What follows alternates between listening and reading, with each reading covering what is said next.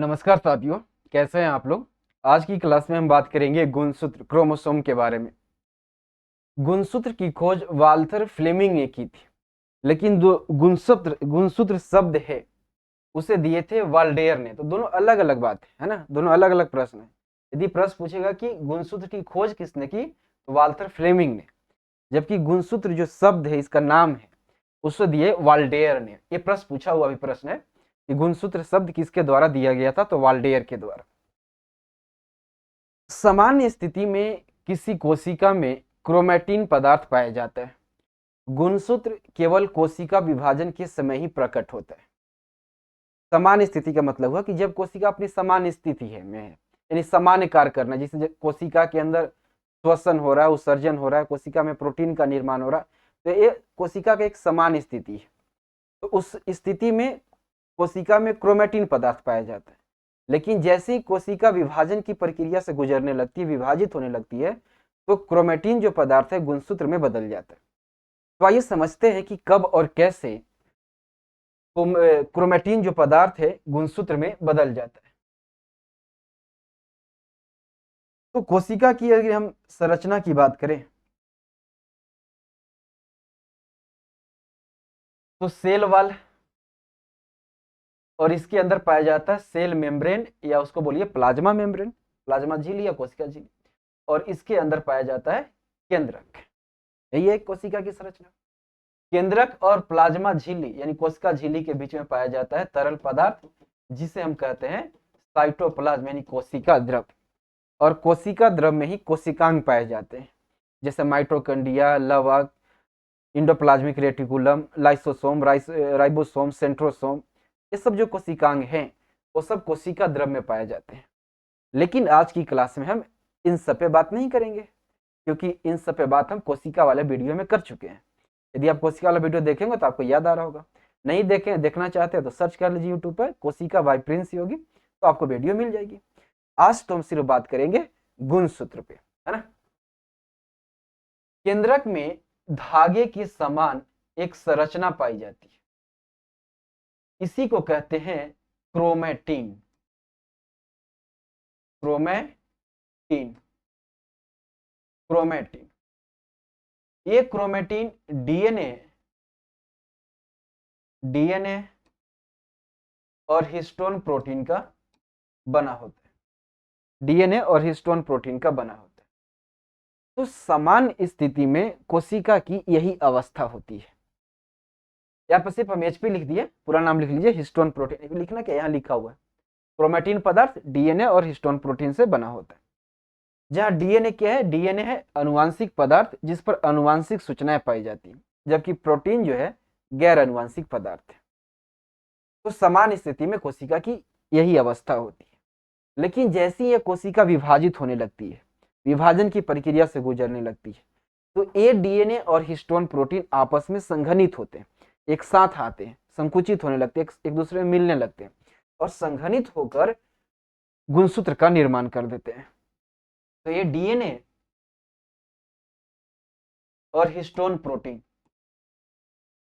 आपस में संघनित होंगे और संघनित होंगे और संघनित होकर गुणसूत्र का निर्माण कर देंगे। अब आ गया गुणसूत्र सामने प्रकट हो गया।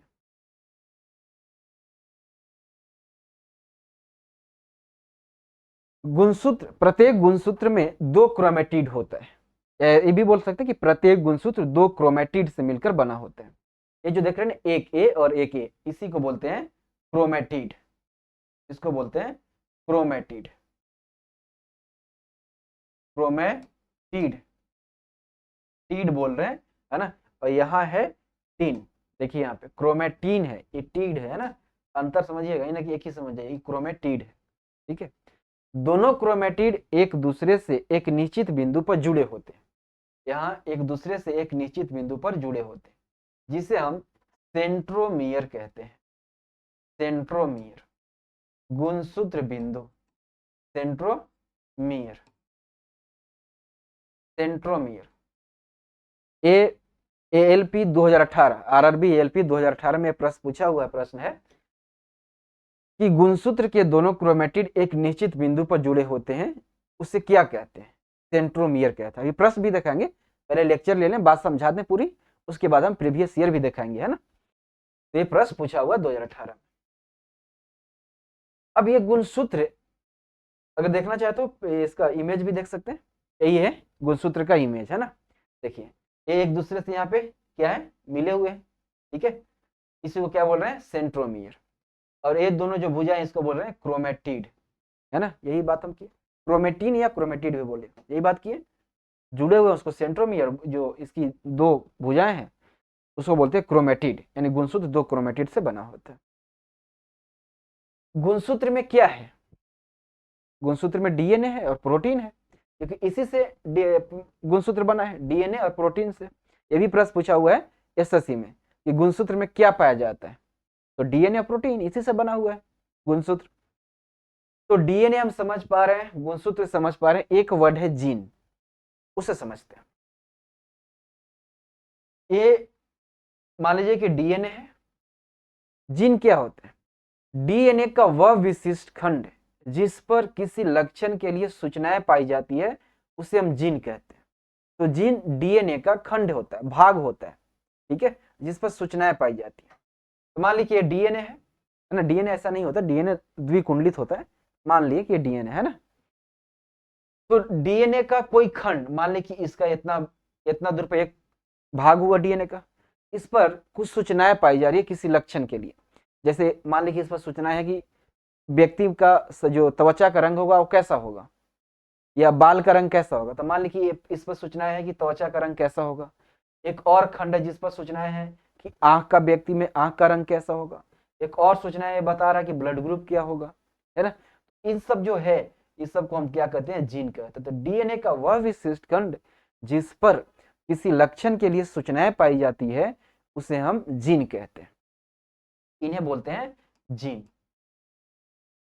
अब यहां देखिए, गुणसूत्र में डीएनए है, डीएनए से ही बना है गुणसूत्र, और जीन जो है डीएनए का ही भाग है।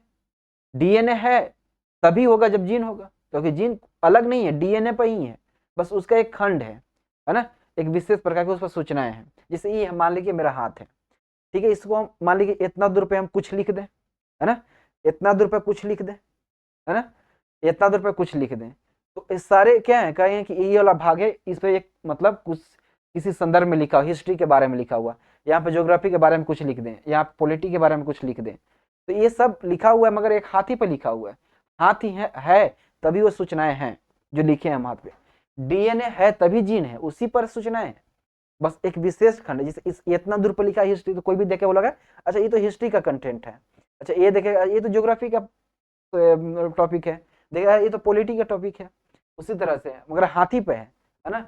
बस यही वो है, जीन है डीएनए पे ही, डीएनए का ही भाग होता है, उस पर सूचनाएं पाई जाती है किसी विशेष लक्षण के लिए, ठीक है।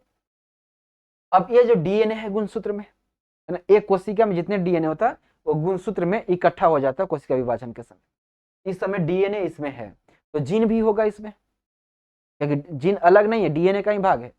तो गुणसूत्र पे जो जीन है एक बिंदु के रूप में पाया जाता है, बिंदु के रूप में पाया जाता है। अब इसका मतलब एक नहीं, ये नहीं होगा कि जीन में एक गुणसूत्र है, ऐसे गुणसूत्र में एक जीन है, नहीं, गुणसूत्र में बहुत सारे जीन है, बस वो बिंदु के रूप में पाए जाते हैं, है ना। तो वो मतलब संकुचित होकर एक जगह आ जाते हैं, तो ये जो है एक बिंदु के रूप में क्या पाया जाता है? जीन पाया जाता है, ये है जीन। तो जीन पे, गुणसूत्र पे क्या पाया जाता है? जीन। अब यहां देखिए एक प्रश्न आता है कि माता पिता से बच्चों में आनुवांशिक गुणों का वहन कौन करता है, यानी माता पिता से आनुवांशिक गुणों को उसके संतान में कौन लेके जाता है? तो इसका आंसर है जीन। लेकिन जीन क्या अपने से जाएगा कि गुणसूत्र जाएगा तभी जाएगा, कि गुणसूत्र पे वो जुड़ा हुआ है? ऐसे समझे कि एक गुणसूत्र जीन है, ठीक है, जीन के ऊपर आनुवांशिक सूचनाएं हैं, ठीक है, और जो जीन है गुणसूत्र के ऊपर है, ठीक है। तो जीन जो है, जीन ये आनुवांशिक गुणों को लेके जा रहा है, यानी जीन आनुवांशिक गुणों का वाहक है जो संतान में माता पिता से आनुवांशिक गुणों को लाता है या ले जाता है। जबकि जीन का जो वाहक है वो गुणसूत्र है, गुणसूत्र के ऊपर जीन है, तो गुणसूत्र ही जीन को ले जाएगा एक पीढ़ी से दूसरी पीढ़ी, माता पिता से संतान में। जीन को ले जाएगा और जीन के ऊपर खुद सूचनाएं हैं, तो गुणसूत्र जाएगा तो जीन जाएगा, जीन जाएगा तो सूचनाएं जाएगी। अच्छा, अपने से उठ के जीन नहीं चल जाएगा क्योंकि वह उसी पर टिका हुआ है। तो जीन अनुवांशिक गुणों का वाहक है, जबकि जीन का वाहक कौन है? गुणसूत्र। तो ऐसे बोल सकते हैं कि जीन के लिए गाड़ी है गुणसूत्र, जिस पर जीन चढ़ के यानी बैठकर जाएगा माता पिता से संतान में, और अनुवांशिक गुण के लिए गाड़ी बन गया जीन, जिस पर वो टिका हुआ है ना, वो माता पिता से संतान में जाएगा, है ना। तो जीन अनुवांशिक गुणों का वाहक है, जीन का वाहक गुणसूत्र है, जो कोशिका विभाजन के समय ये गुणसूत्र जो है जीन को एक पीढ़ी से दूसरे पीढ़ी में लेके जाता है। ठीक है, ऐसे समझ सकते हैं कि इस किताब को मान ले कि गुणसूत्र है। ठीक है, इस किताब को गुणसूत्र मान लिया, लेकिन ये किताब बना कैसे? बहुत सारे इसमें पेज लगे तो जाके ये किताब तैयार हुआ, है ना। बहुत सारे इसमें पाना है। ठीक है, ये यहाँ पे देखिए गुणसूत्र बना, कहाँ चल गया? गुणसूत्र बना, है ना। कैसे बना? बहुत सारे डीएनए मिला और प्रोटीन मिला तो गुणसूत्र बन गया। सिर्फ ये समझिए कि डीएनए से मतलब गुणसूत्र बन गया। ठीक है, तो बहुत सारे डीएनए मिले तो गुणसूत्र बन गया, है ना। बहुत सारे पाना मिले तो एक बुक बन गया। हम इस पूरे किताब को गुणसूत्र मान लें, क्रोमोसोम मान लें, तो इसका जो पेज है एक एक, वो इसके लिए डीएनए हो गया। ठीक है, और इस पेज पे जो लिखी हुई चीजें है वो जीन हो गया। जीन क्या है? उस पर लिखा हुआ सूचनाएं होगा, तो इस पर जो कंटेंट लिखा हुआ, हर पेज पे अलग अलग कंटेंट लिखा हुआ, वो जीन हो गया। तो ये किताब जाएगा तो मैंने किताब मतलब गुणसूत्र समझिए, गुणसूत्र जाएगा तो साथ साथ डीएनए भी जा रहा है, जीन भी जा रहा है, क्योंकि उसी में सब इकट्ठा है, एक ही साथ रहे, अलग नहीं है। तो ये जो प्रश्न आएगा कि माता पिता से संतान में अनुवांशिक गुणों को कौन लेके जाते हैं, यदि ऑप्शन में जीन है तो जीन सही होगा, अगर जीन ना है, ऑप्शन में डीएनए है, तो डीएनए भी सही होगा। डीएनए और जीन कुछ नहीं है, दोनों में से कोई नहीं, तो गुणसूत्र है तो गुणसूत्र भी सही होगा, क्योंकि एक दूसरे में है। एक जाएगा तभी जाएगा दूसरा, गुणसूत्र जाएगा तभी जीन जाएगा, क्योंकि उसी के ऊपर है। और जीन गया, यानी जीन है तो यानी डीएनए का भाग है, वो डीएनए भी उसमें है, तो अनुवांशिक जो सूचनाएं हैं माता पिता से संतान में चल गई। ठीक है, तो तीनों में से कोई ऑप्शन होगा तो वो सही होगा। कहीं तीनों होगा, तीनों में हो ही नहीं सकता है, ऑप्शन में तीनों विकल्प नहीं होगा, जब भी होगा तीनों में से कोई एक होगा। ठीक है, और तीनों में से कोई भी, ऐसा कई बार प्रश्न पूछा हुआ है ना, अभी दिखाएंगे। एक ही प्रश्न पूछा हुआ है लेकिन खाली ऑप्शन का अंतर है, कोई में जीन आंसर दिया है, कोई में डीएनए दिया है, कोई में गुणसूत्र दिया है, क्योंकि एक ही साथ है ना, अलग नहीं है, एक ही में वो सब इकट्ठा हुए हैं, ऐसे समझ सकते हैं। इस फिगर को देखिए, इस फिगर को देखिए, है ना, इस सेल है, कोशिका है, कोशिका के अंदर केंद्रक है, केंद्रक में पाया जाता है गुणसूत्र। अब देखिए एक गुणसूत्र है, यदि इस गुणसूत्र को हम खोले, खींचे, तो हमें पाएंगे कि हमें डीएनए मिला, क्योंकि डीएनए से ही बना है गुणसूत्र। और खींचेंगे तो हमें पता चलेगा कि किसी लक्षण के लिए सूचनाएं हमें मिला, उसी को जीन कहते हैं। तो जीन, डीएनए, जीन और क्रोमोसोम अलग नहीं है, बाकी एक ही में सब अटैच है ना। तो इसको ऐसे भी देख सकते हैं वेन डायग्राम से, है ना, कि ये गुणसूत्र है तो गुणसूत्र के अंदर डीएनए है, डीएनए के अंदर जीन है। जैसे वेन डायग्राम पढ़ते हैं ना रीजनिंग में, कि सभी कुत्ते बिल्ली है, वही वाला। सभी डीएनए जो है गुणसूत्र के अंदर है, जीन जो है गुणसूत्र का, डीएनए का ही भाग है, और ये दोनों मिलकर वो गुणसूत्र में है। बस एक किताब को याद रखिए, ये किताब जो है पूरा गुणसूत्र मान लीजिए, इसका पाना डीएनए होगा, इस पर लिखी हुई जो सूचना है वो जीन है, जाएगा तो साथे साथे, यानी कि लिखी हुई सूचनाएं अपने से उड़ के वहां से एक रूम से दूसरे रूम में नहीं चल जाएगा, किताब जाएगा तभी जाएगा, है ना। बस ये समझ लीजिए। नहीं तो एक और एग्जाम्पल दे, नहीं समझे तो एक और एग्जाम्पल देते हैं, ऐसा समझ ही गए होंगे ना, तो एक और एग्जाम्पल देते हैं। जैसे आप कहीं अभी पढ़ रहे हैं, चाहे पटना में रह के पढ़ रहे हैं, दिल्ली में पढ़ रहे होंगे, इलाहाबाद, जहां भी आप पढ़ रहे हैं, ठीक है, छुट्टी होती, हॉलीडे, होली पे, दिवाली पे, ईद पे, बकरीद पे, है ना। तो छुट्टी हुई तो क्या करते हैं, सामान पैक करते हैं बैग में और घरे सोच हो जाते हैं, ट्रेन से या बस से। अब समझिए, आप बैग पैक किए, बैग को अपने पीठ पे टांग लिए और गाड़ी में चढ़ गए, गाड़ी पर चढ़ गए। चलिए, आप गाड़ी जो है आपको लेके जा रहे हैं। अब यहाँ सोचिए बैग को रखना नहीं है, ठीक है, बैग को पीठ पर टांगे हुए हैं आप, रखना नहीं है, ठीक है, इस एग्जाम्पल में रखना नहीं है, बैग को आप टांगे हुए हैं, गाड़ी के ऊपर आप हैं, आपके ऊपर बैग है, गाड़ी आपको लेके जा रही है, आप बैग को लेके जा रहे हैं, गाड़ी नहीं जाएगी तो आप नहीं जाएंगे तो बैग नहीं जाएगा। गाड़ी को मान लीजिए गुणसूत्र, आप हैं जीन, और आपके ऊपर जो बैग है वो अनुवांशिक सूचना है। गुणसूत्र जाएगी तो आप जाएंगे, है ना, आप जाएंगे तो अनुवांशिक जो सूचना है बैग, उसको मान लिया अनुवांशिक सूचना, वो भी जाएगा। अब तो समझ गए, है ना। चलिए, तो साथ है, इसलिए जो प्रश्न आता है वो तीनों ऑप्शन आ जाता है, मतलब तीनों में से कोई एक सही होगा, ऑप्शन में से तीनों में से कोई ही एक आंसर देता है, ठीक है। अब एक चीज और समझते हैं, अनुवांशिक सूचना है कहां पे, एकदम एग्जैक्ट कहां पे, जीन पे है ना, जीन पे है, एकदम सूचना लिखी हुआ तो एकदम एग्जैक्ट जीन पे है, ठीक है। तो अगर प्रश्न रहे कि अनुवांशिकता की इकाई क्या है, या अनुवांशिकता की बुनियादी इकाई क्या है, मूलभूत इकाई क्या है, तो आंसर केवल और केवल जीन होगा, गुणसूत्र डीएनए नहीं होगा, है ना। जब पूछेगा कि माता पिता से संतान में अनुवांशिक गुण को कौन ला रहा है, तो जीन भी आंसर हो सकता है, डीएनए भी हो सकता है, गुणसूत्र भी आंसर हो सकता है, तीनों आंसर हो सकता है, ठीक है। तीनों में से एक ही विकल्प रहता है ऑप्शन में। अगर लेकिन ये पूछेगा कि जीन अनुवांशिकता की इकाई क्या है, तो जीन है। इकाई मतलब होता है कि वह स्थान जहां पर एग्जैक्ट पाया जाता है उसी को बोलते हैं इकाई, है ना। जैसे हमारा शरीर बना है बहुत सारे कोशिका से, तो हम कहते हैं कि हमारे शरीर के मूलभूत जो इकाई है कोशिका है ना। इकाई तो हमारा हाथ भी है शरीर का, पैर भी इकाई है, लेकिन ये मूलभूत इकाई नहीं है, इसमें भी बहुत सारी सूचनाएं है ना, कोशिकाएं हैं। उसी तरह से यहाँ भी है, एकदम एग्जैक्ट जो है वो जीन के ऊपर सूचना है, इसलिए बोलते हैं अनुवांशिकता की इकाई जीन है ना। जो भी हम बात किए वो सारा पॉइंट यहाँ पे लिखा हुआ है ना। कुछ भी आपको पीडीएफ शॉर्ट स्क्रीन नहीं लेना है, नहीं तो आपको लिखना है ना, इसका पीडीएफ का लिंक डिस्क्रिप्शन में मिल जाएगा, ठीक है।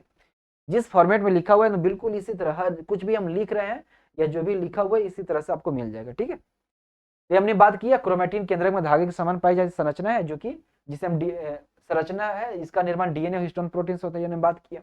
डीएनए अनुवांशिक पदार्थ जिस पर अनुवांशिक सूचनाएं पाई जाती है, मैंने बात किया। डीएनए का वह विशेष खंड जिस पर सूचनाएं पाई जाती है उसी को जीन कहते हैं, मैंने बात किया। अनुवांशिकता की इकाई जो है जीन है ना, ये याद रखिएगा, ठीक है, कि अनुवांशिक सूचना एग्जैक्ट जो है जीन पे ही पाई जाती है, इसलिए बोला जाता है अनुवांशिकता की इकाई जीन है। नेक्स्ट देख लीजिए, ये सब हमने बात किया। डीएनए और हिस्टोन प्रोटीन कोशिका विभाजन के समय संघनित होकर गुणसूत्र का निर्माण करते हैं। गुणसूत्र पर जीन बिंदु के रूप में पाया जाता है, ये थोड़ा समझिए इसको, ठीक है। किसी प्रजाति में गुणसूत्र की जो संख्या है वो नियत होती है, फिक्स होती है, निश्चित होती है। ये छत्तीसगढ़ पीसीएस में 2019 में प्रश्न पूछा हुआ प्रश्न है कि किसी प्रजाति में गुणसूत्र की संख्या, उसके बाद 4 ऑप्शन था। आयु बढ़ने यानी उम्र बढ़ने के साथ बढ़ती है, उम्र बढ़ने के साथ घटती है, वजन बढ़ने के साथ बढ़ती है। उम्र बढ़े या कुछ भी हो, गुणसूत्र की जो संख्या है वो नियत होती है। जैसे मानव में 46 गुणसूत्र है तो नियत है, फिक्स है, वो उम्र बढ़ने और घटने से नहीं। मेरे कोशिका में 46 गुणसूत्र है, तो आज जो बच्चा जन्म लिया है, एकदम माँ के गर्भ से बाहर निकला है, उसमें भी 46 गुणसूत्र होगा। वो जब बुढ़ा जाएगा, मरने तक, माँ के गर्भ से लेकर कब्र तक, समझिए, है ना, जब तक बच्चा जन्म लिया वहां से कब्र तक कहीं भी गुणसूत्र की जो कोशिका में गुणसूत्र की संख्या है वो घटता बढ़ता नहीं है, वो फिक्स रहता है, नियत रहता है, ठीक है। तो गुणसूत्र की संख्या नियत होती है कोशिका में, वह बदलता नहीं, तो किसी भी प्रजाति में फिक्स होता है। ये हमने बात किया कि जीन अनुवांशिक गुणों का वाहक है, जो अनुवांशिक लक्षण को एक पीढ़ी से दूसरी पीढ़ी में लेके जाता है। लेकिन जीन को कौन लेके जाता है, जीन का वाहक कौन है, गुणसूत्र है। लिखिए यहाँ पे, जीनों का वाहक गुणसूत्र है, जो कोशिका विभाजन के समय एक पीढ़ी से दूसरी पीढ़ी में गुणसूत्र को लेके जाता है। ये बात हमने किया, इसलिए कहेगा कि अनुवांशिक गुणों को माता पिता से संतान में कौन लाता है, तो गुणसूत्र भी आंसर हो जाएगा, जीन भी हो जाएगा, डीएनए भी होगा, क्योंकि एक दूसरे से सब जुड़े हुए हैं, ठीक है। लेकिन जब इकाई पूछेगा तो सिर्फ जीन आंसर होगा। ये हमने बात किया कि सामान्य स्थिति में कोशिका में क्रोमेटिन पदार्थ पाया जाता है, गुणसूत्र सिर्फ कोशिका विभाजन के समय प्रकट होता है। गुणसूत्र 2 क्रोमेटिड से बने होते हैं और दोनों जुड़े होते हैं, उसको हम बोलते हैं सेंट्रोमियर, ठीक है। मानव कोशिका में 46 यानी 23 जोड़ी गुणसूत्र पाया जाता है। अच्छा, ये बात समझ पाते हैं कि नहीं? जैसे हमने बोला कि मानव कोशिका में 46 गुणसूत्र होता है ना, इसका मतलब क्या हुआ कि मानव के पूरे शरीर में 46 गुणसूत्र है, जैसे मेरे शरीर में 46 गुणसूत्र है या आपके शरीर में 46 गुणसूत्र है? नहीं। जब ये बोलते हैं ना हम लोग कि मानव कोशिका में 46 गुणसूत्र होता है, इसका मतलब होता है कि मानव के एक कोशिका में 46 गुणसूत्र, और हमारे शरीर में अरबों में संख्या में कोशिका है, तो समझिए गुणसूत्र कितना है। लेकिन हमें सारे पर नहीं, एक कोशिका में जो बात की है वही सब कोशिका में होता है। इसलिए हम लोग किसी प्रजाति में जो होता है, जैसे में बंदर में 42 है, तो उसका मतलब हुआ कि बंदर के एक कोशिका में 42 गुणसूत्र है। हम लोग में 46 गुणसूत्र है, तो हम मानव के एक कोशिका में 46 गुणसूत्र है ना। गुणसूत्र दो प्रकार के होता है, कायिक गुणसूत्र और लैंगिक गुणसूत्र, यानी ऑटोसोम और सेक्स क्रोमोसोम। 46 में से 44 यानी 22 जोड़ा गुणसूत्र कायिक गुणसूत्र होता है, और ये गुणसूत्र मेल और फीमेल दोनों में समान होता है।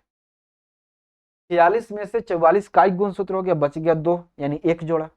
तो दो जो होता है वो होता है लैंगिक गुणसूत्र, यानी दो कौन होगा, एक्स और वाई। एक्स और वाई ये जो होता है लैंगिक गुणसूत्र, ठीक है। और ये मेल और फीमेल में अलग अलग होता है, मेल में एक्स वाई, फीमेल में एक्स एक्स होता है। जो लैंगिक गुणसूत्र है ये लिंग का निर्धारण करते हैं, इससे लिंग तय होता है, लड़का और लड़की, है ना। तो लैंगिक गुणसूत्र से सेक्स क्रोमोसोम से लिंग का निर्धारण होता है।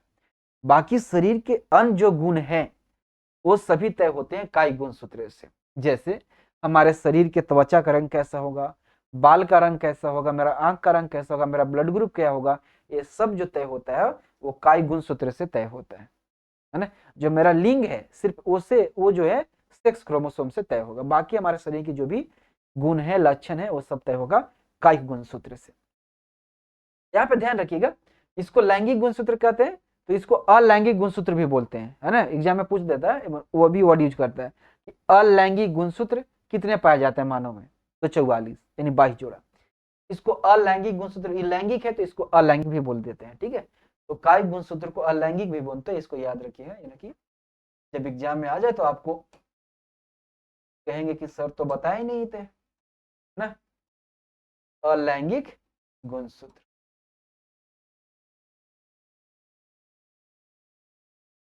ये लैंगिक तो इसको अलैंगिक, ठीक है, याद रखिएगा।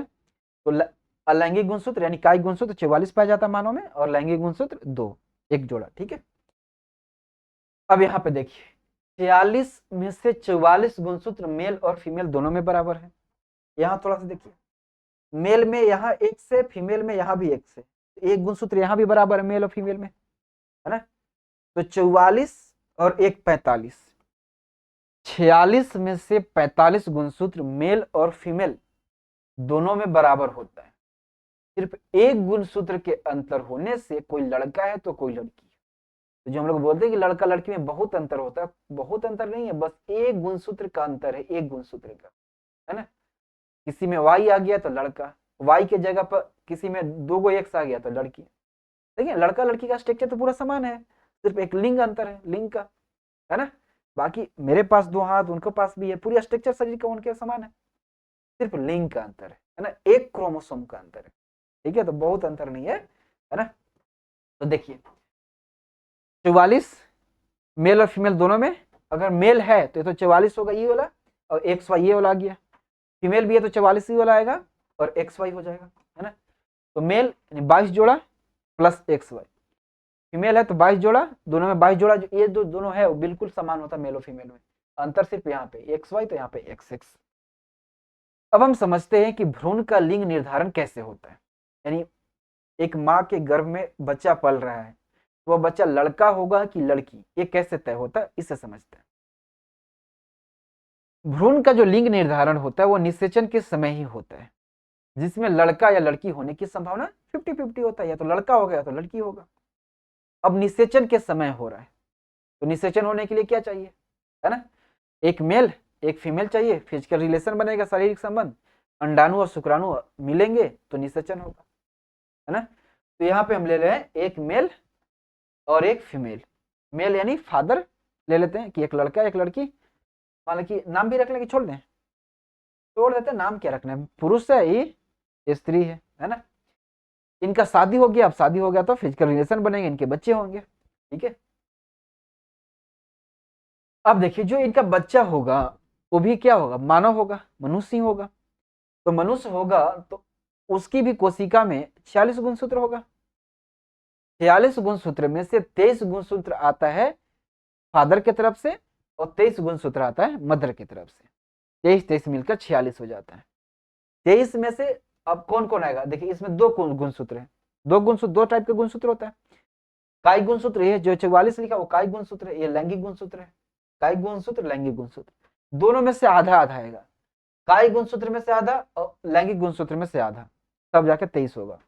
तो 44 का आधा करेंगे तो 22, चलिए 22,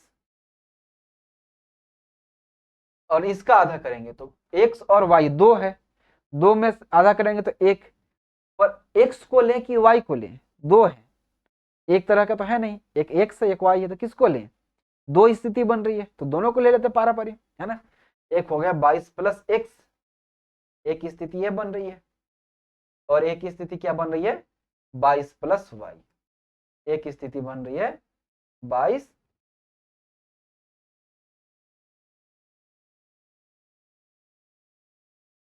प्लस वाई, यही दो स्थिति बन रही है। यहाँ पे दो स्थिति बन रही है, क्या यहाँ पे दो स्थिति बन रही है, देखिए तो 44 का आधा करेंगे तो 22, इसका आधा करेंगे तो दोनों एक सी है, चाहे ई वाला एक्स लीजिए चाहे ई वाला लीजिए, बात तो बराबर है। यहाँ पे दो स्थिति नहीं बन रही, यहाँ पे एक ही स्थिति बन रहा है 22 प्लस एक्स। इसी को बोलते हैं शुक्राणु और अंडाणु। मेल के शरीर में तो शुक्राणु, फीमेल के शरीर में तो अंडाणु, स्पर्म और ओवम, या एक बोलिए। इसी को बोलते हैं प्रजनन कोशिका या युग्मक। तो जो आप हम लोग बोलते हैं ना खट से, 9th क्लास से याद है कि कोई पूछा कि मानव कोशिका में कितने गुणसूत्र, खट से बोलते हैं 46 गुणसूत्र। पर ध्यान रहे, अगर प्रश्न आ जाए कि मानव के प्रजनन कोशिका में कितने गुणसूत्र होते हैं तो 23 गुणसूत्र। प्रजनन कोशिका मतलब अंडाणु और शुक्राणु, मेल के शरीर में तो शुक्राणु, फीमेल के शरीर में तो अंडाणु। तो प्रजनन कोशिका में गुणसूत्र की संख्या 23, जोड़ा नहीं बोल रहे हैं, 23 संख्या, जैसे 46 तो 23। जैसे गुणसूत्र दो प्रकार के, कोशिका भी हमारे शरीर में दो प्रकार का होता है, एक सामान्य कोशिका या उसको बोलते हैं दैहिक कोशिका या कायी कोशिका, ठीक है। जो सामान्य कोशिका है उसमें 46 गुणसूत्र हो गया। जो शुक्राणु है ना, या महिला के शरीर में अंडाणु है, उसको छोड़ के बाकी शरीर में जितनी भी कोशिका है सब सामान्य कोशिका यानी कायी कोशिका है, जिसमें गुणसूत्र की संख्या 46 होती है। लेकिन प्रजनन कोशिका यानी शुक्राणु और अंडाणु में 23 गुणसूत्र होते हैं। याद रखिए, कई बार प्रश्न पूछा हुआ है कि मानो कि प्रजनन कोशिका में कितने गुणसूत्र होते हैं, या प्रश्न पूछेगा कि शुक्राणु में कितने गुणसूत्र होते हैं, तो 23, अंडाणु में 23, है ना, इसको याद रखिए। तो अब देखिए यहाँ पे ये शुक्राणु है ये अंडाणु है, निषेचन के लिए क्या होता है, एक शुक्राणु अंडाणु से जाके मिलता है ना। तो 23 गुणसूत्र शुक्राणु में है, 23 गुणसूत्र अंडाणु में है, 23 और 23 मिलेंगे तो 23 मिलकर 46।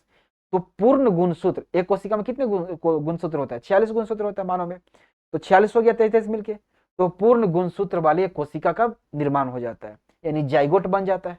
और फिर एक कोशिका विभाजन कर 2 बनता है, 2 से 4 बनता है, तो जाइगोट से भ्रूण बनता है, भ्रूण से फिर बच्चा बनता है ना।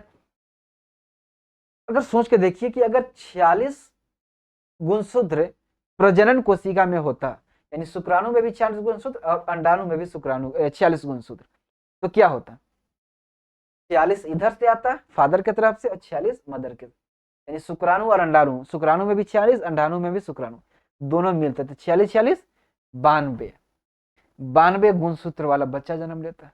बच्चा होता ही नहीं वो, है ना, कुछ और होता, जैसे भी हो जाता है ना, है ना। 92 गुणसूत्र होता है, मानव में तो 46 गुणसूत्र है, 92 गुणसूत्र आ गया, है ना। लगता कि कोई जैसी भी जन्म ले लिया, है ना। तो जैसी भी जन्म ना ले, इसके लिए क्या है जरूरी कि गुणसूत्र में 23 गुणसूत्र, प्रजनन कोशिका में 23 गुणसूत्र हो। 40 होगा तो मामला बिगड़ जाएगा, मानव का बच्चा मानव नहीं होगा, कुछ और हो जाएगा। 92 गुणसूत्र होगा तो मामला बिगड़ जाएगा। तो मामला न बिगड़े इसके लिए जरूरी है कि शुक्राणु और अंडाणु में 23 गुणसूत्र यानी प्रजनन कोशिका में 23 गुणसूत्र हो, ठीक है। अब यहाँ पे देखिए, तो दो स्थिति हो रहा है 22 प्लस एक्स 22 प्लस, ये भी प्रश्न पूछता है कि एक्स गुणसूत्र वाले शुक्राणु, शुक्राणु दो प्रकार का हो गया, एक एक्स गुणसूत्र वाला एक वाई गुणसूत्र वाला, है ना। शुक्राणु दो तरह का हो गया। तो ये भी प्रश्न पूछा हुआ कि X गुणसूत्र वाले शुक्राणु में कितने गुणसूत्र होते हैं, तो 23, 22 + X 23 हो गया। Y गुणसूत्र वाले में कितने गुणसूत्र, 23। X वाला गुणसूत्र या Y गुणसूत्र में क्या होता है, सॉरी शुक्राणु में कितना होता है, 23 गुणसूत्र होता है। ठीक है, X गुणसूत्र वाले शुक्राणु में भी 23, Y गुणसूत्र वाले शुक्राणु में भी 23 गुणसूत्र होते हैं। अब देखिए कैसे लड़का होगा कब और कब लड़की होगा उसको देखते हैं। अगर ए वाला शुक्राणु, ए वाला स्पर्म अंडाणु से जाके मिले, उभम से मिले, अंडाणु तो एक ही प्रकार का है 22 + X, ए वाला अगर मिले, ठीक है, ए जाकर इससे मिले, तो 22 और 22 44, इधर से आया Y और इधर है X, तो 44 प्लस क्या हो जाएगा, 44 प्लस XY, 44 प्लस XY, तो बताइए लड़का होगा या लड़की, 44 प्लस XY है, XY मेल होगा यानी लड़का, तो लड़का जन्म लेगा यानी मेल। अगर ए शुक्राणु ना आकर ए वाला अंडा शुक्राणु आता और अंडाणु से जाकर मिलता तो क्या रिजल्ट होता, वही होगा 44 प्लस इधर से x, में तो x है ही है, तो 44 प्लस x तो क्या जन्म लेता बताइए, तो जन्म हो जाता गर्ल यानी फीमेल, फीमेल जन्म लेती, फीमेल है ना। अब यहां देखिए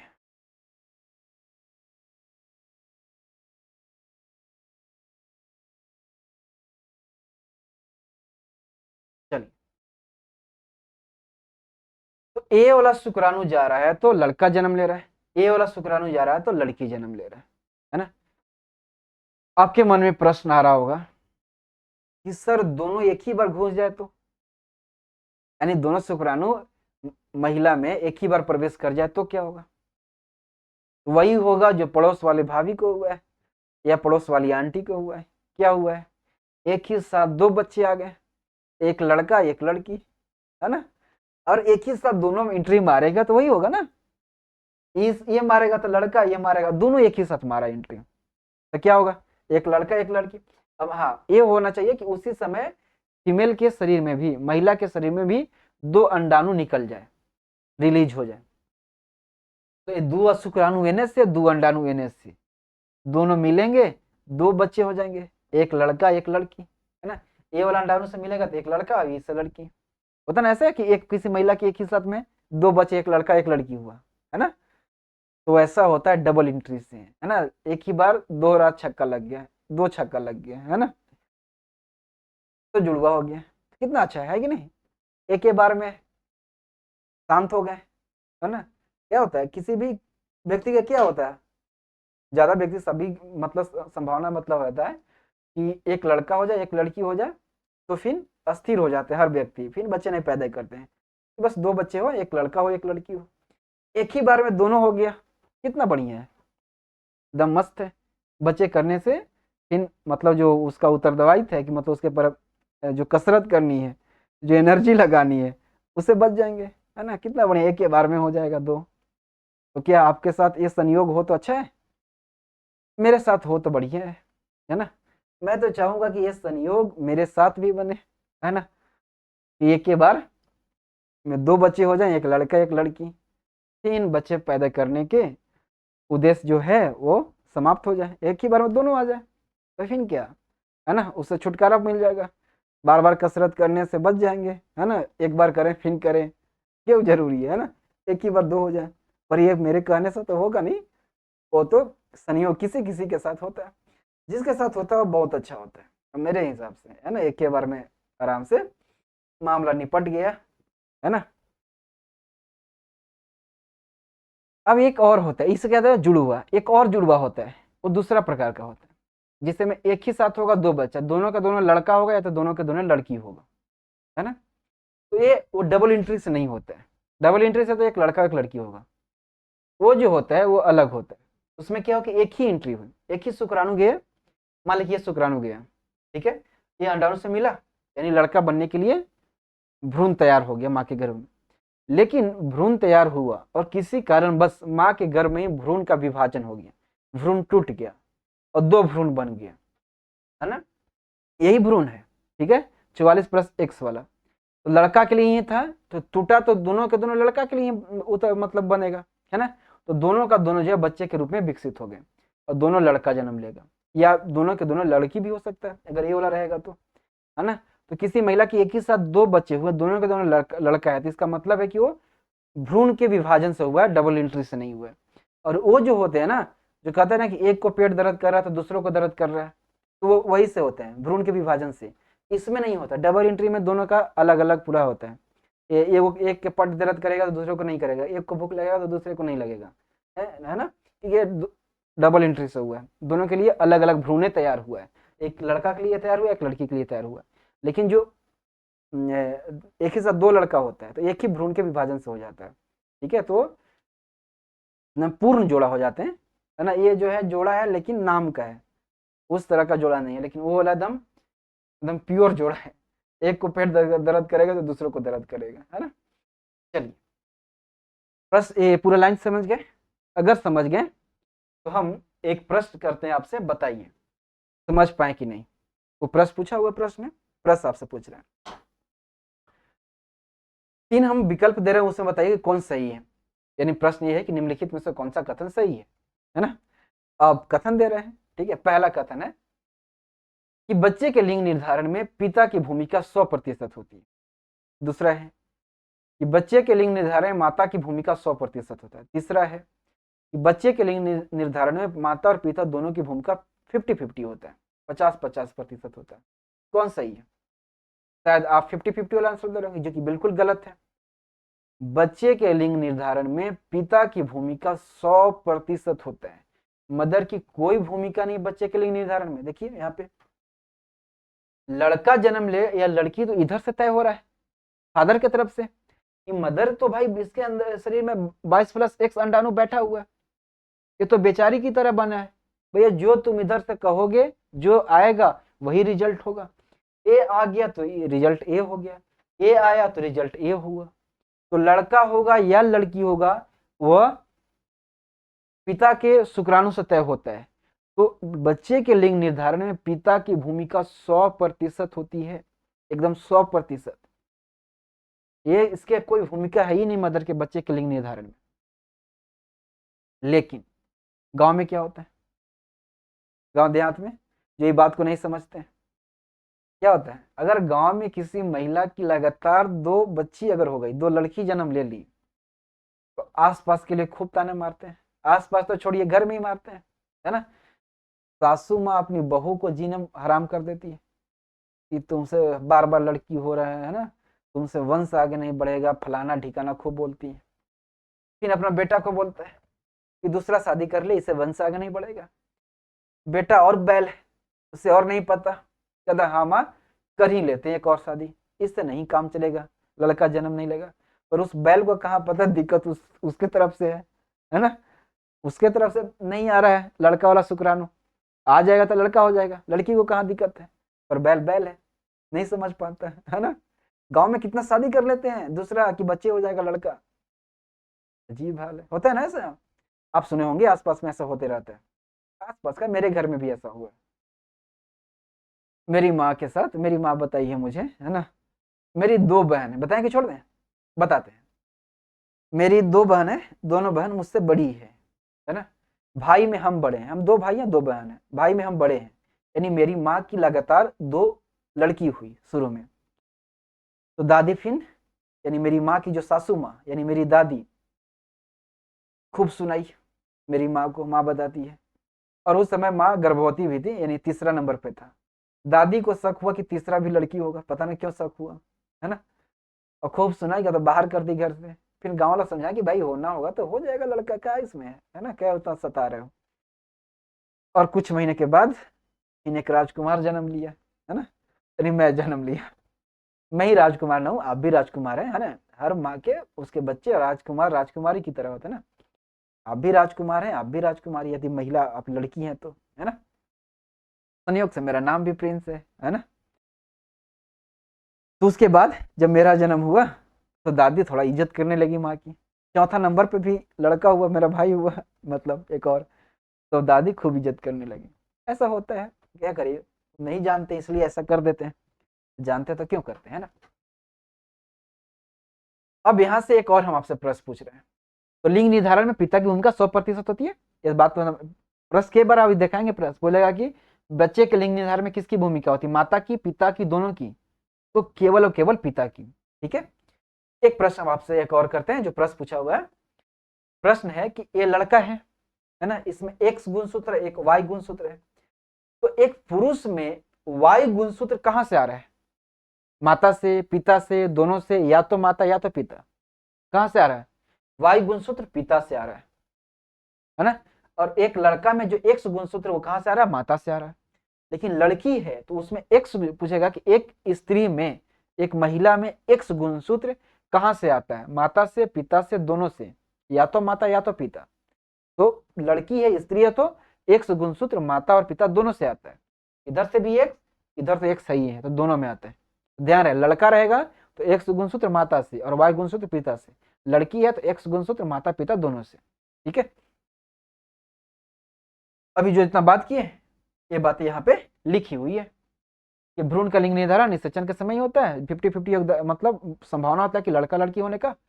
लिंग निर्धारण पिता की भूमिका 100% होती है, याद रखिएगा। ये पार्ट लिखा कि मानव के समान कोशिका या दही कोशिका, उसको बोलते हैं कायी कोशिका। ठीक है, समान कोशिका, दही कोशिका या कायी कोशिका बोलते हैं। कोशिका दो प्रकार का, समान कोशिका में 46 गुणसूत्र और प्रजनन कोशिका में 23 गुणसूत्र, यानी अंडाणु और शुक्राणु में 23 गुणसूत्र होते हैं। इसे याद रखिएगा, बार बार प्रश्न पूछता है। तो 46 गुणसूत्र, जबकि अंडाणु शुक्राणु यानी प्रजनन कोशिका में 23 गुणसूत्र होते हैं। एक लड़का को एक्स गुणसूत्र माता से, जबकि वाई गुणसूत्र पिता से मिलता है। जबकि लड़की है तो एक्स गुणसूत्र माता पिता दोनों से मिलता है। ठीक है, अब समझते हैं यहाँ पे कि कुछ सरीसृपों में लिंग गुणसूत्र नहीं पाया जाता है। अब प्रश्न आपके मन में आ रहा होगा कि सर लिंग गुणसूत्र नहीं पाया जाएगा तो लिंग का निर्धारण कैसे होगा? लिंग का निर्धारण तो लिंग गुणसूत्र हो जाता है, लेकिन इनमें लिंग गुणसूत्र पाया ही नहीं जाता कुछ सरीसृपों में, जैसे मगरमच्छ हो गया, छिपकली हो गया।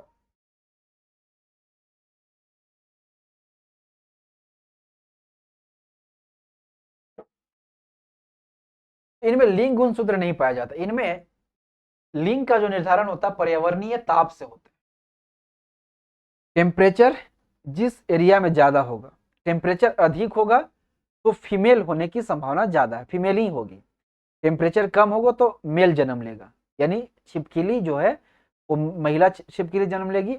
और टेम्परेचर जहां ज्यादा होगा, जहां टेम्परेचर कम होगा तो पुरुष छिपकली जन्म लेगा, यानी मेल और फीमेल। ठीक है, जैसे आपसे बोले कि रेगिस्तान में ज्यादा क्या मिलेगा, मादा छिपकली की नर? मादा मतलब फीमेल और नर मतलब होता मेल, है ना, याद रखिएगा, दोनों वर्ड यूज करता था, मादा और नर। तो कौन सा मिलेगा, मादा छिपकली ज्यादा की नर छिपकली? रेगिस्तान में, रेगिस्तान में बहुत टेम्परेचर हाई रहता है, आसपास से ज्यादा रहता है वहाँ रेगिस्तान के एरिया में, क्षेत्र में। तो वहाँ पे फीमेल जो है छिपकली ज्यादा मिलेगी। यहाँ वहाँ पे मगरमच्छ में मिलेगा तो फीमेल मगरमच्छ ज्यादा मिलेगा क्योंकि वहाँ टेम्परेचर अधिक है। तो पर्यावरणीय ताप से इनका निर्धारण होता है। 46 गुणसूत्र मानव में होता है, मानव कोशिका में। 46 में से हमने बोले थे कि 44 गुणसूत्र मेल और फीमेल में समान होता है। दो गुणसूत्र लैंगिक गुणसूत्र, एक एक्स और वाई। एक्स जो गुणसूत्र है वाई गुणसूत्र से बड़ा होता है, एक्स गुणसूत्र वाई गुणसूत्र से बड़ा होते हैं। गुणसूत्र जो होते हैं युग्म में पाए जाते हैं, जोड़े में पाए जाते हैं। यहाँ देखिए इस इमेज में, ये देखिए गुणसूत्र जो है जोड़ा में सब है, देखिए। और जोड़ा जोड़ा किसका बनता है, जो समान हो, जैसे हम बोलें कि एक जोड़ा चप्पल, जैसे जोड़ा बोलते हैं कि एक जोड़ा चप्पल है, तो एक जोड़ा मतलब दोनों समान होगा। जोड़ा समान कहीं बनता है ना, संरचना आकार में बराबर होगा उसी को जोड़ा लगता है। बोले एक जोड़ा जूता है तो वो अगर 8 नंबर का तो दोनों 8 नंबर का ही होगा, है ना, तभी जोड़ा बनेगा। ठीक है, जोड़ा आकार जिसका बराबर हो, संरचना बराबर, उसी का बनता है। देखिए यहाँ पे ये जिस आकार का वो उसी आकार का एक और है, दोनों जोड़ा में साथ रहते हैं। इसी आकार का उतना ही, देखिए यहाँ पे ई आकार का है, छोटा है तो ये भी उतना ही आकार का है। देखिए ये छोटा एक्स नहीं है, एक्स नहीं लिखा हुआ, आकार है वैसा, है ना। एच है उसी आकार का ये है, जिस आकार का ये है, तो जो है गुणसूत्र जो होता है जोड़े में पाया जाता है। अब यहाँ पे देखिए, हमने बोला कि जिससे हमारे अंदर 46 गुणसूत्र है, तो 23 मदर से आया, 23 फादर से आया, है ना। किसी में कैसे बोले अभी लिंग का निर्धारण में 23 गुणसूत्र मदर से, 23 गुणसूत्र आता है फादर से, ठीक है। तो 23 गुणसूत्र आया मदर से, ठीक है, और 23 आया फादर से। 23 में से 22 जो होगा लिंग गुणसूत्र होगा, इसमें भी 22 जो सॉरी काई गुणसूत्र होगा, और इसमें भी 22 हो जाए काई गुणसूत्र होगा, ठीक है। 22 और 22 मिलकर क्या होगा 44। अब ये दोनों जो होता है बराबर होता है, यानी मेल और फीमेल में काई गुणसूत्र बराबर होते हैं, समान होते हैं, है ना। बराबर मतलब समान नहीं, मतलब समान आकार और संरचना की दृष्टि से समान, ठीक है। तो 44 जो गुणसूत्र हैं वो समान है संरचना आकार की दृष्टि से, और जो जिस प्रकार का है उसी के साथ वो युग्म बना लेता है। तो 44 में से अगर जोड़ा बनेगा तो कितना 22 जोड़ा बनेगा, ठीक है। 23 में से एगो मान लीजिए कि एक्स होगा, एक वाई होगा एगो में, ठीक है, 22 तो होगा, और लिंग गुणसूत्र एक्स और वाई होगा, ठीक है।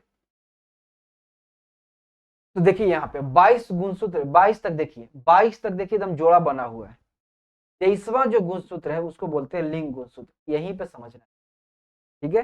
44 तो मेल फीमेल में समान होता है, तो वो आसानी से समान मतलब संरचना आकार के दृष्टि से समान। हाँ, हो सकता है कि जीन जो विभिन्न प्रकार के हो, लेकिन वो जो है संरचना आकार की दृष्टि से बराबर होता है। हाँ, ये भी याद रखिएगा कि दो में से एक मदर वाला होता है, एक फादर वाला होता है, ठीक है। एक माता वाला एक पिता वाला, और जाके युग में बनाते हैं, ठीक है। यहाँ देखिए, अगर फीमेल है तो उसमें एक्स एक्स होगा, है ना, महिला है तो एक्स एक्स होगा। एक्स एक्स है, अभी हमने बोला कि एक्स ग्रेटर देन वाई, है ना, एक्स बड़ा है वाई से, तो ये दोनों एक से है तो दोनों समान आकार का होगा, दोनों का आकार बराबर होगा। लेकिन यहाँ दिक्कत है मेल में, यानी पुरुष में, एक एक्स है तो एक वाई है। देखिए एक्स बड़ा है तो वाई छोटा है ना, एक्स बड़ा है तो वाई छोटा है, तो ये पूर्ण युग्म नहीं बना पाते हैं।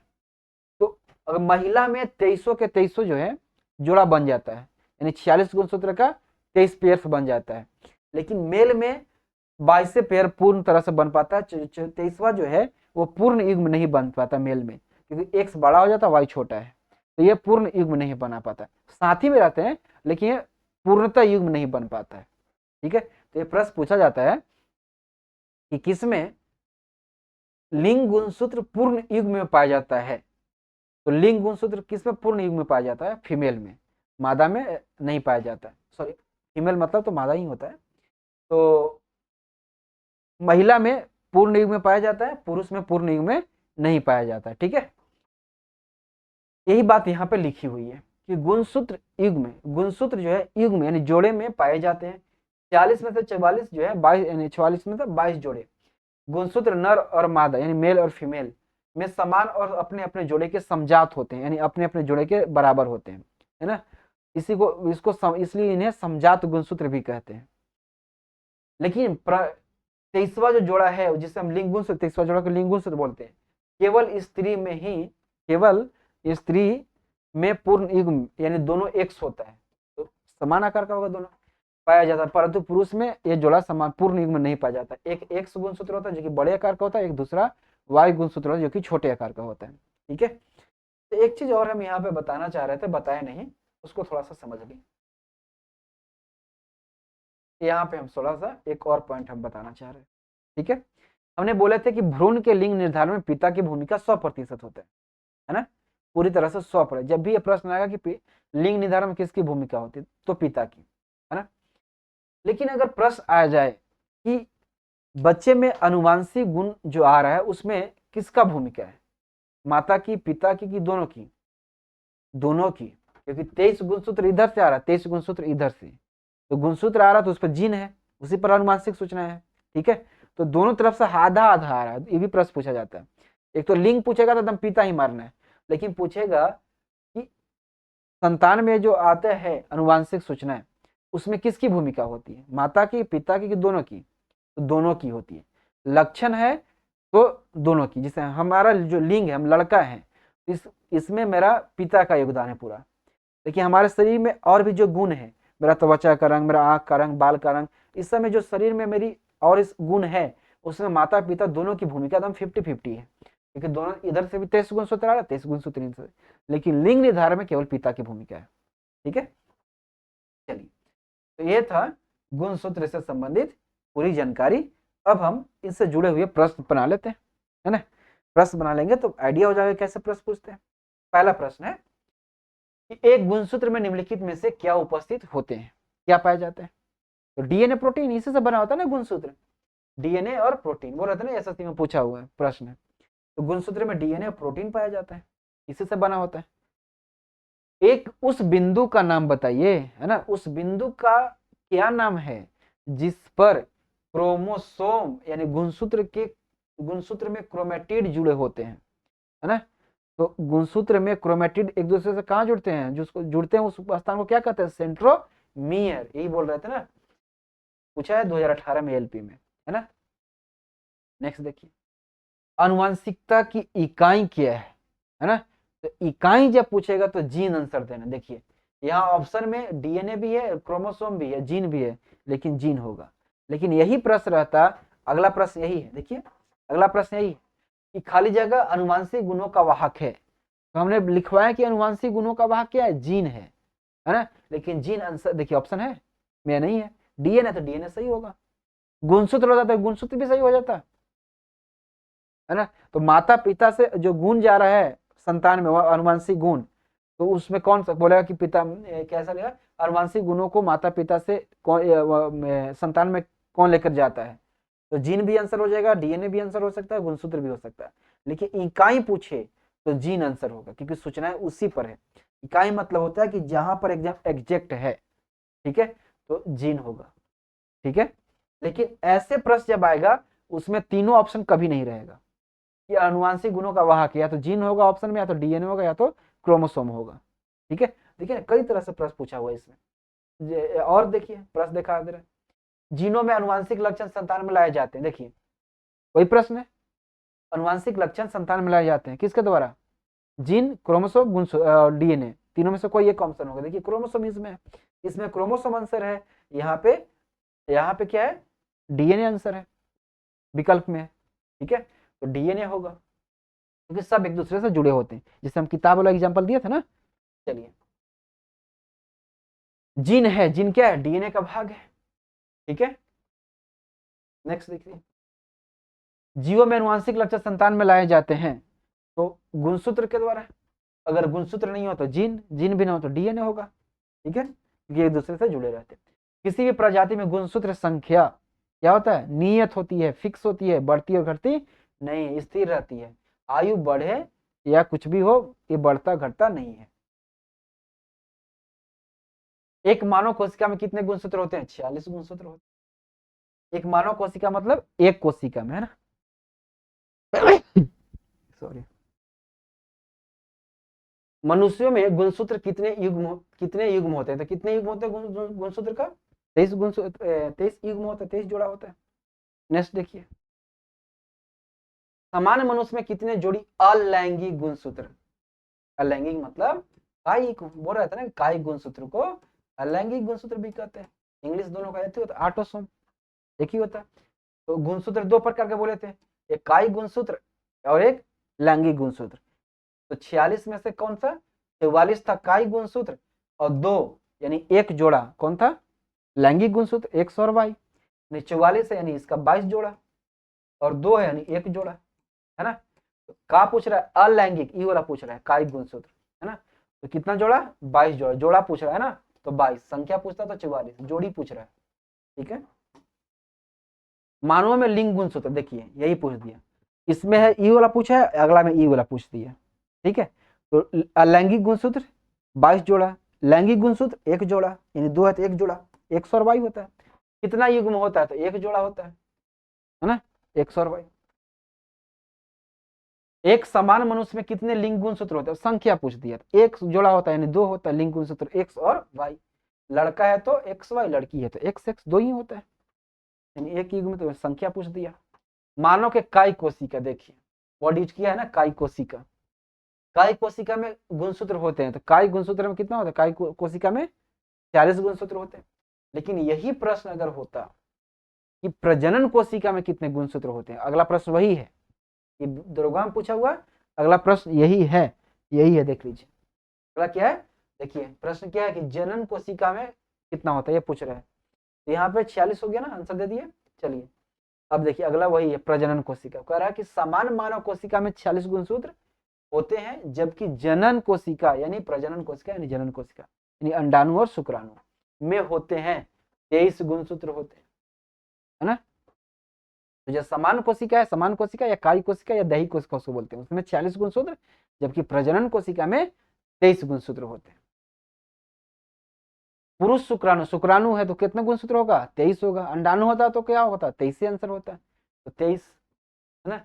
इसी को प्रजनन कोशिका बोलते हैं, 23 गुणसूत्र होता है। सही कथन की पहचान कीजिए। X गुणसूत्र वाले शुक्राणुओं में 23 गुणसूत्र होते हैं, जबकि Y गुणसूत्र वाले शुक्राणु में 22 गुणसूत्र होते हैं। गलत है। X गुणसूत्र वाला हो या Y गुणसूत्र वाला शुक्राणु, दोनों में 23 ही होता है। 22 + X 22 + Y तो 23 ही हो गया। X वाला शुक्राणु हो या Y वाला हो, है ना, तो उनमें 23 गुणसूत्र होते हैं। गलत हो गया। X गुणसूत्र वाले शुक्राणु में 22, गलत। सी 22 तो होगा ही नहीं। डी देखिए, X गुणसूत्र वाले शुक्राणुओं में 23 गुणसूत्र होते हैं और Y गुणसूत्र वाले शुक्राणुओं में भी 23 गुणसूत्र होते हैं, ये सही है ना। एक मादा युग्मक, मादा मतलब फीमेल, है ना, महिला। युग्मक मतलब अंडाणु और शुक्राणु, तो महिला है तो इसमें युग्मक में क्या होगा, अंडाणु। तो अंडाणु में कितना गुणसूत्र पाया जाता है, शुक्राणु हो चाहे अंडाणु, कितना गुणसूत्र पाया जाएगा, 23 गुणसूत्र पाया जाएगा, है ना। मानव के अनिषेचित अंडे, अंडे मतलब वही अंडाणु, तो अनिषेचित मतलब कह रहा है कि निषेचन नहीं हुआ है, तो 22 + X महिला में पाया जाता है अंडाणु में, तो निषेचन नहीं हुआ, तो यही स्थिति होता है ना। एक X पाया जाता है, वही बोल रहे एक X, ठीक है, एक X गुणसूत्र पाया जाता है। तो यही रहता है कि मानव के अनिषेचित अंडे में कितने कायिक गुणसूत्र पाए जाते हैं, तो 22, है ना। निम्न में से कौन सा कथन लिंग संबंधित निर्धारण के बारे में गलत है, गलत बताना है। एक पुरुष में एक X गुणसूत्र और एक Y गुणसूत्र होता है, सही है। बच्चे का लिंग निषेचन के समय निर्धारित किया जाता है जब नर और मादा युग्मक, युग्मक मतलब वही अंडाणु और शुक्राणु मिलकर एक युग्मनज, युग्मनज मतलब जाइगोट, ठीक है, युग्मनज बनाते, सही है। एक स्त्री में दो एक समान X गुणसूत्र होते हैं और एक और XY होते हैं, XY तो होता नहीं महिला में, तो यही गलत हो गया, गलत है, हमें चुनना था, बाकी डी सही हो गया। द्विगुणी जीव वो, द्विगुणी जीव मतलब जिनमें गुणसूत्र जो होता है युग्म में पाया जाता है, जैसे हम लोगों में पाया जाता है 23 गुणसूत्र, 23 जोड़ा गुणसूत्र, जानवर में भी पाया जाता है युग्म में, पौधे में भी पाए जाते हैं, ठीक है, तो उन्हें बोलते हैं द्विगुणी जीव, तो हम लोग द्विगुणी जीव हैं, ठीक है। द्विगुणी जीवों में द्विगुणित जीवों जिनमें अलग अलग लिंग होते हैं, अलग अलग होते हैं, जैसे हम लोग हैं तो एक लड़का होता है, एक लड़की होता है, एक मेल होता है, एक फीमेल होता है, अलग अलग लिंग होते हैं। प्रत्येक द्विगुणित कोशिकाओं, द्विगुणित मतलब एक जैसा एन होता है, देखिए एन कहते हैं, एक और बोलते हैं 2n, ठीक है। एन जो पाया जाता है, एन किस में पाया, एन मतलब आधा हो गया, 46 का आधा 23 गुणसूत्र, 23 गुणसूत्र किस में पाया जाता है, शुक्राणु अंडाणु में, प्रजनन कोशिका। और 2n मतलब हो गया 46 पूरा, इसको बोलते हैं हैप्लोइड, इसको बोलते हैं डिप्लोइड, है ना, ठीक है। इसको बोलते हैं द्विगुणित कोशिका, मतलब पूरा कोशिका है, गुणसूत्र है, तो उसको बोलते हैं द्विगुणित कोशिका, यानी 46 गुणसूत्र है। द्विगुणित कोशिका में गुणसूत्र का एक विशिष्ट जोड़ा जिससे लिंग गुणसूत्र कहते हैं, एक विशिष्ट जोड़ा होता है जिससे लिंग गुणसूत्र कहते हैं। 46 में से 44 कायिक और एक लिंग गुणसूत्र XY। लिंग गुणसूत्र कहते हैं व्यक्ति का लिंग निर्धारण, हाँ करा कि वही व्यक्ति का लिंग निर्धारण करता, सही है। बच्चों का लिंग खाली जगह से प्राप्त होने वाले वंशानुगत गुणसूत्र द्वारा निर्धारित। बच्चे का लिंग जैसे बोला पिता होगा, माता की कोई भूमि, लिंग है तो पिता। लेकिन यही प्रश्न रहता कि बच्चे में अनुवांशिक गुण में किसकी भूमिका होती है, माता की पिता की, दोनों, है ना। अनुवांशिक लक्षण दोनों तरफ से आता है, लेकिन लिंग का जो निर्धारण होता है केवल और केवल पिता की उसकी भूमिका होती है, ठीक है ना, 100%। तो लिंग निर्धारण में पिता की भूमिका। मनुष्यों में संतान का लिंग खाली जगह निर्धारित होता है मातृ और पितृ दोनों गुणसूत्र नहीं, केवल पितृ गुणसूत्र से, है ना। पिता से तय होता है, पिता की तरफ से जो भी गुणसूत्र आएगा, सॉरी गुणसूत्र आएगा, तो गुणसूत्र दो प्रकार का होता है पिता में, एक 22+X, एक 22+Y, यानी शुक्राणु होता है, उसी में 23 गुणसूत्र होते हैं। ठीक है, तो पितृ गुणसूत्र से तय होता है, मातृ गुणसूत्र से कोई लेना देना नहीं है लिंग निर्धारण में। ठीक है, व्यक्ति का लिंग निर्धारण खाली जगह द्वारा होता है शुक्राणु और डीम, डीम में अंडाणु, दोनों में मौजूद गुणसूत्रों से नहीं, शुक्राणु में मौजूद गुणसूत्र से। जो शुक्राणु उधर से आएगा उसमें जो गुणसूत्र है 22+X वाला आ रहा है तो लड़की, 22+Y वाला आ रहा है तो लड़का। तो सिर्फ शुक्राणु से तय होता है लिंग का निर्धारण, अंडाणु से नहीं। अंडाणु भी उसमें रहता है लेकिन जो रिजल्ट होता है वो शुक्राणु पर टिकता है, न कि अंडाणु पर। ठीक है, निम्नलिखित में से कौन सा कण मॉलिक्यूल संतान द्वारा किसी लक्षण की वंशानुगत को नियंत्रित करता रहा है? अब देखिए, वो लिंग का बात हो रहा है तो केवल पिता, यहाँ पर लक्षण की बात कर रहा है ना, कि कौन से जो है इसमें से कण है जो लक्षण की अंशानुगत को नियंत्रित करते हैं। तो मातृ पितृ दोनों, लक्षण जब भी बात करेगा, गुण जब भी बात करेगा तो दोनों की भूमिका होता है, पितृ और मातृ डीएनए। डीएनए है या जीन भी होता था, जीन भी हो जाता कि पितृ मातृ जीन, या पैतृक और मातृ गुणसूत्र भी हो जाता आंसर। ठीक है, तो होता तो यौन प्रजनन में माता पिता का योगदान होता है, अपने जीन्स का आधा हिस्सा। सही है, अपने अपने जीन्स का आधा हिस्सा, या बोलिए कि अपने अपने गुणसूत्र का आधा हिस्सा, गुणसूत्र पे ही जीन है, जीन पर ही अनुवांशिक सूचनाएं है। तो आधा आता पिता से, आधा आता मदर से, इधर से 23, इधर से 23। नेक्स्ट देखिए, एक नवजात बालिका, बालिका मतलब लड़की की कोशिकाओं में गुणसूत्रों का कौन सा संयोजन है? लड़की में क्या होता है? 44+XX। मानव लिंग गुणसूत्र बच्चे का लिंग निर्धारण करते हैं, जहां XX का क्या होता है लिंग निर्धारण में? XX मतलब क्या हुआ, लड़का या लड़की? XX से लड़की, है ना। यहाँ पे एक वर्ड है ट्रांसजेंडर। देखिए, ट्रांसजेंडर के जेंडर होने के लिए कोई एक विशेष कारण नहीं है कि हम बताएं, है ना। कुछ लोग ऐसे ही बता देते हैं, लेकिन ट्रांसजेंडर कोई है तो उसमें हार्मोनल चेंज की वजह से होता है। अन्य भी कारक है, पर्यावरणीय कारक भी होता है। ठीक है, तो उसके लिए बहुत सारे कारण है ना। गुणसूत्र से केवल नहीं होता है कि ट्रांसजेंडर होता है ना, ऐसा कुछ नहीं होता। ट्रांसजेंडर के लिए बहुत सारे कारण उत्तरदायी होते हैं, कोई एक विशेष कारण नहीं है, और पूरा स्पष्ट कोई भी कारण नहीं है कि इस कारण से ऐसा होता है। इसलिए इसमें हम नहीं बात की कि एक लड़का होगा या तो लड़की होगा। कितना लोग बोलते हैं कि एक गुणसूत्र कम होगा तो ट्रांसजेंडर हो जाएगा, ऐसा क्या होता है यार, फालतू बात करते हो, है ना। एक गुणसूत्र कम होगा तो वो रोग होगा, है ना। एक गुणसूत्र ज्यादा होगा तो एक रोग होगा उसमें अंदर, यानी एक विशेष प्रकार का रोग हो जाएगा, ना कि ट्रांसजेंडर हो जाएगा। ट्रांसजेंडर होने के लिए अलग कुछ कारण होते हैं, अभी बात कर लेंगे, लेकिन कोई स्पष्ट कारण नहीं है कि इसी से होता है, बहुत सारे कारण है उसके लिए। नेक्स्ट देखिए, पुरुषों में पुरुषत्व के लिए कौन सा गुणसूत्र होता है? XY। मनुष्य जाति के एक पुरुष को उसके X क्रोमोसोम उसकी खाली जगह से प्राप्त होता, बोल रहा है कि लड़का है, पुरुष है, तो पुरुष तो X और Y होगा उसमें। तो बोल रहा है कि उसमें से X गुणसूत्र कहां से आया है? X गुणसूत्र आया माता से, Y गुणसूत्र आया पिता से, यही बोल रहे थे ना, तो माता से। यदि यही लड़की रहती यहाँ पे तो स्त्री रहता है कि एक मनुष्य जाति की एक स्त्री को X कहां से मिलता है? X क्रोमोसोम, तो माता पिता दोनों से, है ना। निम्न में से कौन सा कथन गलत है? सभी बच्चों में वाई गुणसूत्र उनकी मां से वंशानुगत होता है। गलत है, मां से तो वाई आता ही नहीं, वाई तो पिता से आता है, पहले ही गलत है, बाकी सब सही होगा। देख ले, किसी प्राणियों जैसे घोंघे जीवन में अपना लिंग परिवर्तन करते हैं, कर सकते हैं। घोंघे जो होते हैं ना, उनमें लिंग परिवर्तन करने की क्षमता होती है अपने जीवन में। जैसे वो नर है तो नर से मादा बन सकता है, यानी मेल से फीमेल बन सकता है। मान लीजिए फीमेल घोंघे की ज्यादा संख्या हो गया तो उसमें से कुछ घोंघे नर में बदल जाएंगे कि हमें दिक्कत है नर की, है ना। इसे बात करेंगे थोड़ा, है ना। लिंग परिवर्तन करते हैं, बढ़िया है ना। लड़का से लड़की, लड़की से लड़का, सिर्फ घोंघे में, है ना। सभी मानव गुणसूत्र युग्मित नहीं होते, हाँ नहीं होते हैं। जैसे मेल में नहीं होता, जो 23वां गुणसूत्र है X होता है, एक Y होता है। X बड़ा है, Y छोटा है ना, तो युग्मित नहीं हो पाते हैं। लिंग विभिन्न जातियों में विभिन्न कारकों द्वारा निर्धारित होता है। हाँ, जैसे हम लोग में लिंग का निर्धारण लिंग गुणसूत्र से हो रहा है। जैसे छिपकली है तो उसमें गुणसूत्र का निर्धारण किससे हो रहा है? पर्यावरणीय ताप से हो रहा है। तो अलग अलग प्रजातियों में गुणसूत्र का निर्धारण अलग अलग तरीके से होता है। सही है। निम्न में से किसमें लिंग गुणसूत्र नहीं होता? किसमें नहीं होता? अब ये बात की, छिपकली में लिंग गुणसूत्र नहीं होता, मगरमच्छ में भी नहीं होता लिंग गुणसूत्र। मानव नरों में मौजूद लिंग गुणसूत्र एक्स वाई है, इनके बीच क्या अंतर है? एक्स वाई में क्या अंतर है? इनमें कोई अंतर नहीं है, एक्स गुणसूत्र बड़ा है जबकि वाई गुणसूत्र छोटा है, तो बी सही होगा। देखिए ये तो सही आंसर है इस प्रश्न के लिए, लेकिन एक्स गुणसूत्र वाई गुणसूत्र से बड़ा है। और भी कारण बताया जाता है, दोनों के बीच अंतर बताया जाता है कि एक्स गुणसूत्र में जीन की संख्या ज्यादा है, जीन की संख्या ज्यादा है एक्स गुणसूत्र में वाई की तुलना में, एक्स गुणसूत्र भारी हो गया, भारी हो गया तो इसकी गतिशीलता कम हो गई, जबकि वाई गुणसूत्र की गतिशीलता ज्यादा हो गई। ये सब जो पारंपरिक रूप से कारण बताया जाता है, मतलब अंतर बताया जाता है दोनों के बीच।